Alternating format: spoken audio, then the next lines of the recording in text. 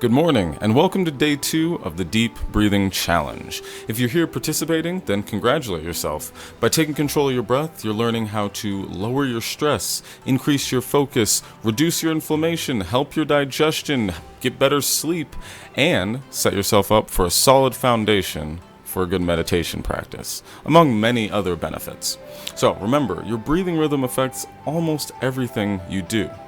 Now, since we're still at the beginning of this, we're going to stay away from all the science of why deep breathing is so important.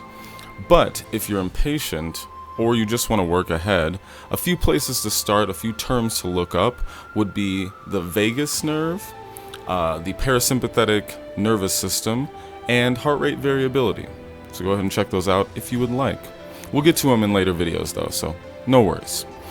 We're going to talk today about how to implement new habits, more specifically, when to implement them.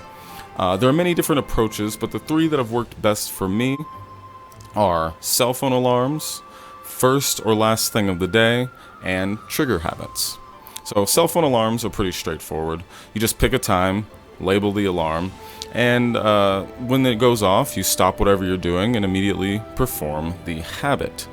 I personally like to pick an alarm tone that's different than the ones that I use for anything else, and if possible, that are kind of fun.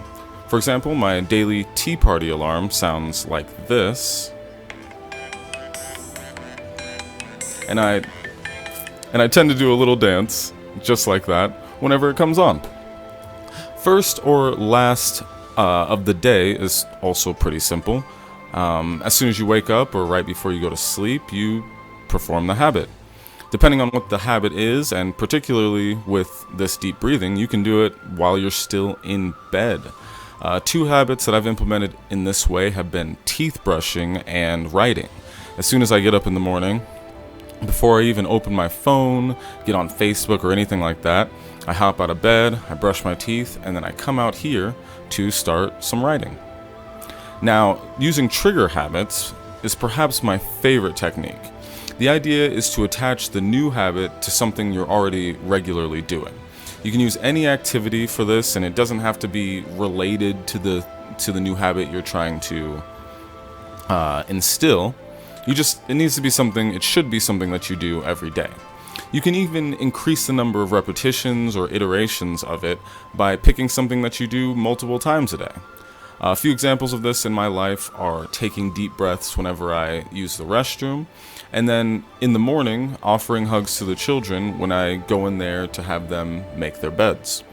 Now, before I end this video, let's go ahead and take 2 deep breaths. We won't take breaths during every video in this series, otherwise that'll end up taking most of the video, but we will for this first few while we're still doing a short number of breaths.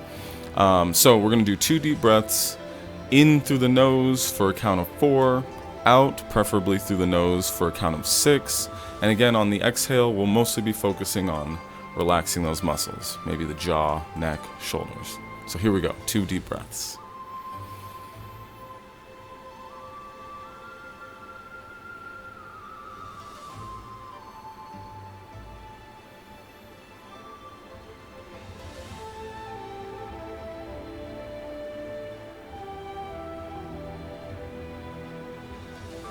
And that's it.